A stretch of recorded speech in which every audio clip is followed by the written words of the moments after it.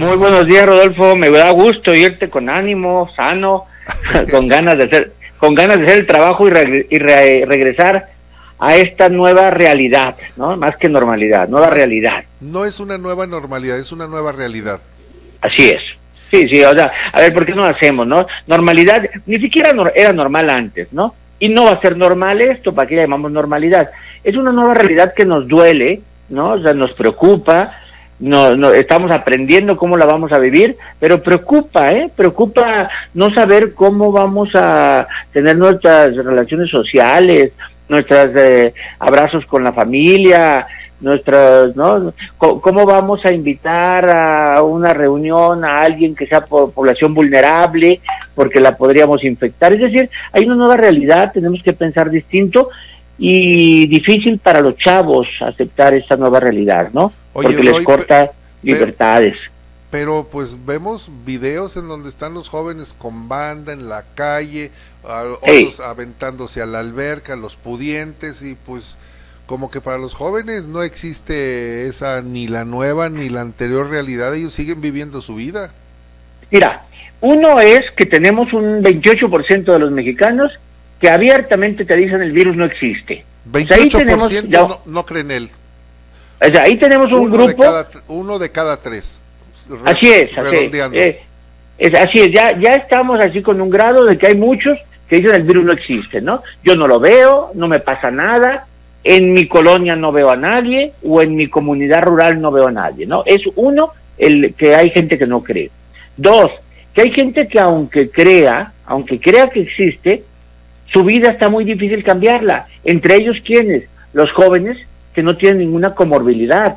Cuando la nota es que se muere aquel que tiene diabetes, hipertensión, enfermedades cardíacas, etcétera, el joven dice, pues esa no me toca a mí, sin darse cuenta que él contagia a los que sí la tienen, ¿no? No piensa en forma colectiva, sino en forma individual.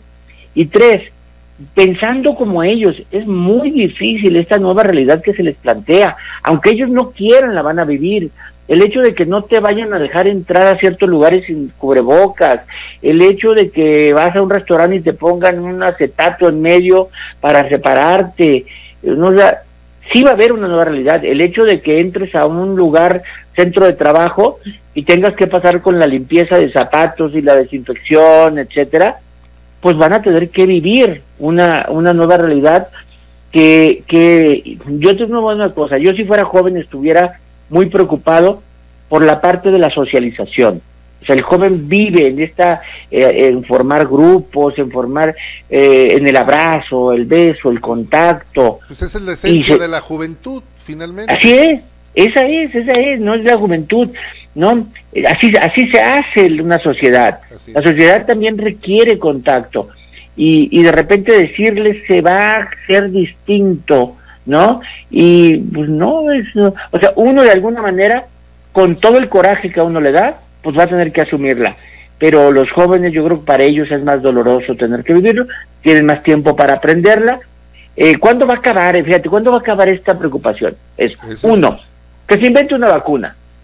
Vamos a tener que esperar a que se invente, se pruebe, se fabrique, se masifique, se comercialice y sea ya parte de los cuadros básicos de todo mundo, ¿no? Como fue la influenza, como fue el caso de la influenza. Como el caso de la influenza, que la influenza, ahí viene el segundo parte. Uno es la vacuna. Dos, algo que va a ser más rápido que la vacuna. Es que se encuentre un tratamiento adecuado. El H1N1, la vacuna, no se inventó hasta después, pero el Tamiflu vino a solucionar. Cuando se descubrió que el Tamiflu era un tratamiento adecuado, entonces empezó a decir ya un poco pueden salir, ya tenemos el remedio a la enfermedad.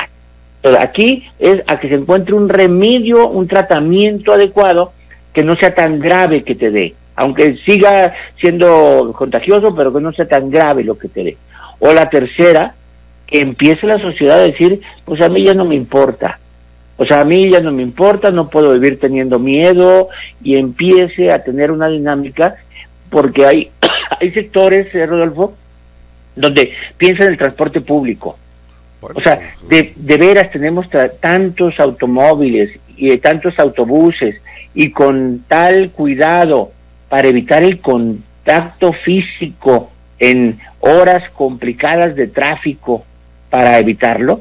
O sea, un sábado en mediodía, de las horas de salida, las horas de compra. Quincenas, el día de quincena. O sea, exacto, en mercado público, de veras, está todo tan controlado para que vayan guardando 1.5 metros de distancia uno del otro. O sea, no, o que no toques la fruta porque la otra que la toca, pues va a estar muy difícil. Entonces, el evitar el contagio va a estar muy difícil y vamos a vivir rebrotes. Yo la verdad es que, por ejemplo, para mí ya se deberían abrir mucho más cosas. Yo creo que el gobernador de Quintana Roo, por ejemplo, hace bien en ya abrir el turismo.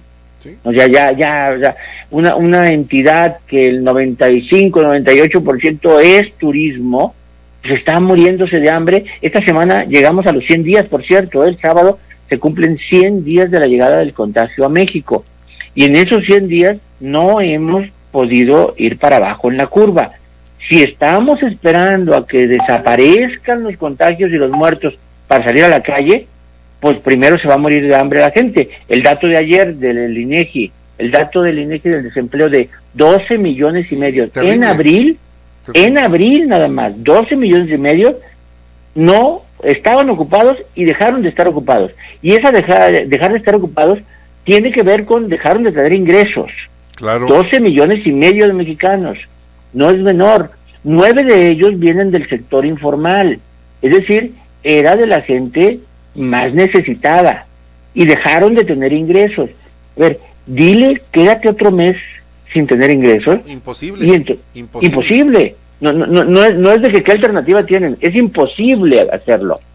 Entonces yo creo que sí, ya se debe de pensar en abrir algunas actividades con cuidado. Ojalá la gente tuviera cuidado. Lo que vimos este fin de semana en Aguascalientes, que dices tú, de fiestas, de tráfico, de gente en la calle, como si no pasara nada, pues puede haber que en una semana, en 10 días, veamos las cifras de contagios. Espero que no de muertos, que afortunadamente no está muy grave la cifra, pero veamos un incremento de contagios por este descuido de la población. Como sucedió en el caso del 10 de mayo, que luego si nos vamos a las cifras, pues sí repercutió. Finalmente como estamos viendo en Tabasco en este momento. O sea, Tabasco en este momento tiene un incremento porque hace 2 fines de semana se relajó. Entonces, y ahorita estamos viendo el rebrote.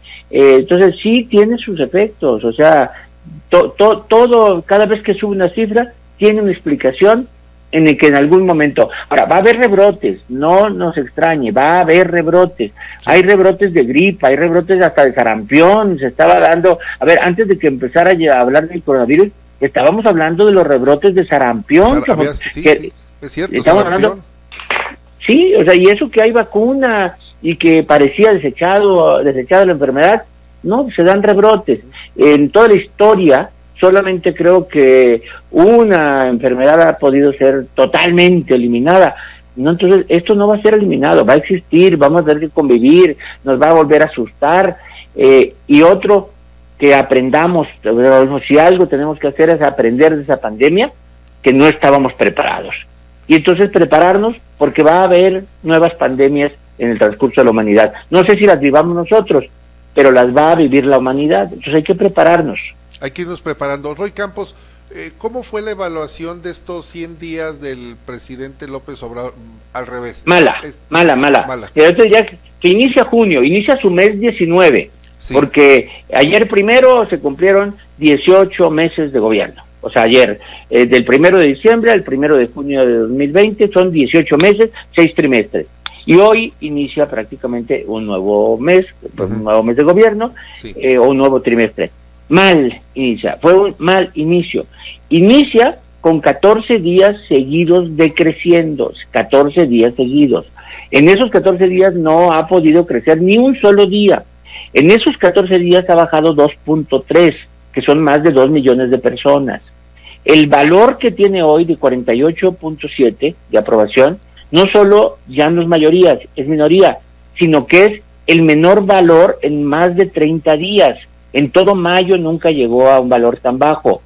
¿Y por qué se da este valor abajo? Uno, porque no se cumplió la expectativa que el mismo gobierno había generado de que para estas fechas ya iba a haber alguna normalidad. Él mismo lo generó.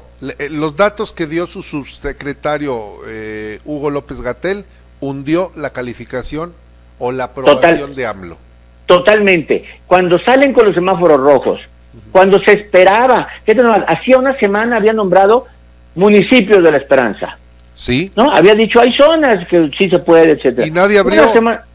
Una semana después se le olvidó el concepto de municipio de la Esperanza. No hay nada, todo cerrado, todo rojo, el país rojo como si fuera sangre, rojo. Sí. Entonces eso sí genera, el pequeño comerciante, el trabajador informal, la incertidumbre que te dice, ya voy a empezar a recibir algo de ingreso, o a ver a mi familia, o ya puedo ir a festejar el cumpleaños de mi hijo, ya puedo hacer algo. No, te mandan la señal, pero al mismo tiempo, que es lo que creo que le pega también a la aprobación, el presidente te dice, pero yo así me voy de gira, porque es muy importante lo que yo voy a hacer. Ilógico. Y entonces es totalmente ilógico, porque además se va a Estados Unidos semáforo en rojo, y luego te dice, voy, pero que no vaya la gente, que no se acerque.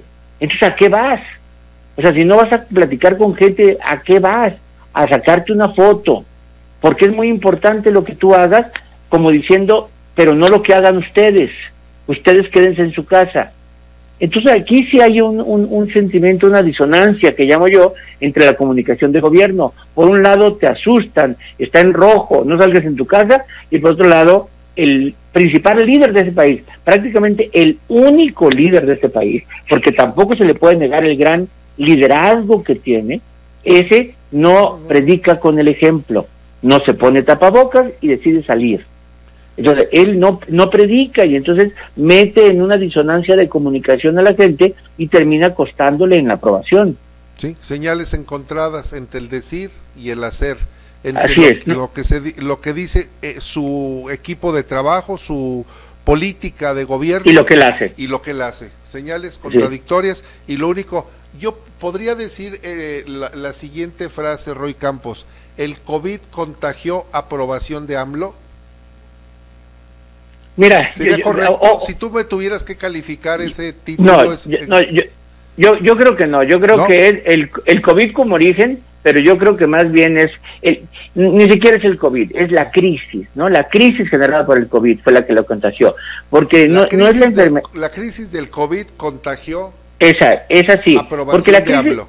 A ver, sí, porque la crisis porque la crisis del Rodolfo es que la crisis del COVID incluye también una parte psicológica del encierro, y la parte económica. Sí, no es el virus nada más. Exacto. Cuando hablo del concepto COVID, es lo que está generando en todo. Digo, el COVID ni lo vemos ni lo conocemos como tal. Sí. Pero lo sentimos. Oye, que a lo mejor la gente se olvida, pero hay un asunto psicológico ahí. O sea, la gente, después de estar encerrado más de 70 días, tampoco ya está como muy racional en todo. O sea, ya le urge hacer actividades, ¿no? Entonces la parte del encierro, la parte de ver las mismas paredes siempre, las mismas personas. Terrible. Sí, la parte psicológica es una generación marcada por este encierro. Bueno, Roy Campos, lo bueno es que, como dijeron por ahí, ya abrieron algunas cantinas. Y ya viene el relajamiento. Oye, Roy, decía mi papá, primero es comer que ser cristiano, y llega el momento en el que ya tenemos que salir a trabajar. Lo decías, por ejemplo, en la península sur, bueno, pues viven del turismo. Y si no hay turismo, pues ¿de qué van a comer? Oye, y lo otro, hay actividades que no han parado, la agricultura. ¿Y no se han contagiado, Roy? No, y no han parado, ¿por qué? Porque seguimos teniendo frutas, verduras, afortunadamente. Claro. Afortunadamente, ¿no? Y ese sector, cuando decimos hay que aplaudir al sector médico, que sí hay que aplaudirlo, también hay que aplaudir al sector alimenticio, al sector agropecuario, que no ha dejado de surtir a la población encerrada. Así es, son dos verdaderos héroes. Los que están en el sector salud y los que están en el sector alimentario. Ellos están produciendo. Ojo, son dos señales para los políticos de dónde hay que invertir y fortalecer. Sectores médicos, sectores de investigación biomédica, todas las carreras que tengan que ver con la ciencia médica, hay que a impulsarlas y pagarles mejor a los profesionales. Y hay que a la agricultura, al sector agropecuario, mantenerlo, protegerlo y darle ganancias para que se progrese. Y ya le diste asesoría política sin costo, Roy. Y así, sin ningún costo. Quiero agradecerte que nos hayas tomado la llamada, Roy. Eres siempre muy gentil en compartir todos tus datos y esta manera en que tienes de pensar esta nueva realidad que no normalidad. Así es. Te agradezco mucho y te mandamos un abrazo a la distancia, a la sana distancia. Así es, Rodolfo, y cuídense mucho, cuídense todos, y sí, no es menor la pandemia, hay que cuidarse. Oye, por cierto, que acaba de fallecer, bueno, eso de que acaba, Héctor Suárez. Nos amanecimos con la noticia de que falleció Héctor Suárez. Hay que reconocerle a un gran actor, pero además un hombre muy comprometido también con las causas. Sí, carácter fuerte, luchador, se enfrentó a los poderosos, no solo en sus programas, sino en su vida, se enfrentó, o sea, sí hay que reconocerle.